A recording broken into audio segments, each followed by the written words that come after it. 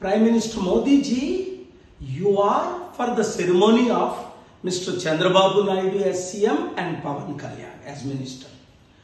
But what we want, the people of Andhra Pradesh 6 crore, you to keep your promises you made to us 10 years ago. 1, special status for Andhra Pradesh. 2, not to sell privatized steel plant. 3, smart cities for entire Andhra and Telangana. 4, create lakhs and crores of new jobs. 5, railway zone for Visakhapatnam. 6, steel plant for Telangana and Kadapa. Like this, returning 15 lakh rupees. Have you kept one promise? We don't want hugs, kisses and nice smile. Yes, Chandrababu Naidu, Pawan Kalyan are very happy with your hugs and smiles. Modi గారికి మనం ఇచ్చే message ఒకటే. వారు ఇచ్చిన వాగ్దానాలు, railway zone కట్టారా, special status ఇచ్చారా, 15 లక్షలు ఇస్తానన్నారు ఇచ్చారా, కోట్ల ఉద్యోగాలు ఇస్తానని ఇచ్చారా, స్టీల్ ప్లాంట్ అమ్మనని ఎందుకు అమ్ముతున్నారు, కడపలో తెలంగాణలో స్టీల్ ప్లాంట్లు కడతానని మాట ఇచ్చారు, అనేక ప్రామిసులు వాగ్దానాలు స్మార్ట్ సిటీలు ఒకటైనా చేశారా? ఇప్పుడు ఇస్తుంది ఏంటిది? హగ్గులు చిరంజీవి పవన్ కళ్యాణ్కి, స్మైల్స్ చంద్రబాబు నాయుడు గారికి. ఏం చేస్తున్నారు చంద్రబాబు నాయుడు గారు? ఏంటిది?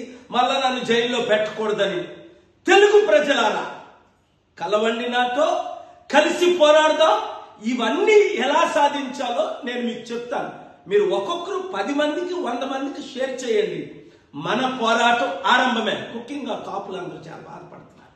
మధురగడ పద్మనాభం రెడ్డి అయిపోయి వాళ్ళతో కలిసిపోయారని, పవన్ కళ్యాణ్ ఒంటరిగా పోరాడి ఉంటే హీరో అవునని వీళ్ళతో కలిసి 3%, 5% ఉన్నోలే 77 సంవత్సరాల తర్వాత ప్రమాణ స్వీకారాలు చేస్తున్నారు. నిన్న నా దగ్గరికి మొన్న కూడా 10 మంది వచ్చి, అయ్యా మేము ఎంపీలు అవ్వాలని సైన్ చేశాం, అయితే నేను బీసీ అయినందుక కాపు అయి నేను ఒకటే చెప్పాను, నేను కూడా బీసీఏ, 52% ఉన్నాం. నేను కూడా కాపే, 27% ఉన్నాం. ప్రభువు నమ్ముకున్నాను, 20% ఉన్నాం. మనం 90% ఉన్నప్పటికీ వీళ్ళు ఈవీఎం మంత్రులు ఈవీఎం ట్యాంపర్ చేసి ప్రోగ్రామ్స్ వీళ్ళందరికీ తెలుసు. ఇది అన్ని అరికట్టాలి అంటే మనం అందరం, బడుగు బలహీన వర్గాలందరం నా ఆధ్వర్యంలో ఒకటి కండి, అవినీతి అంతం చేసి చూపిద్దాం. Failure is the first step for success అన్నారు. నాకంటే ప్రపంచంలో సక్సెస్ అయింది ఎవరు? వదిలేస్తావా మన దేశాన్ని, మన రాష్ట్రాన్ని? మణిపూర్ లాంటి ఘటనలు జరగనిస్తావా? ప్రార్థించండి, కష్టపడండి, వీడియో షేర్ చేయండి.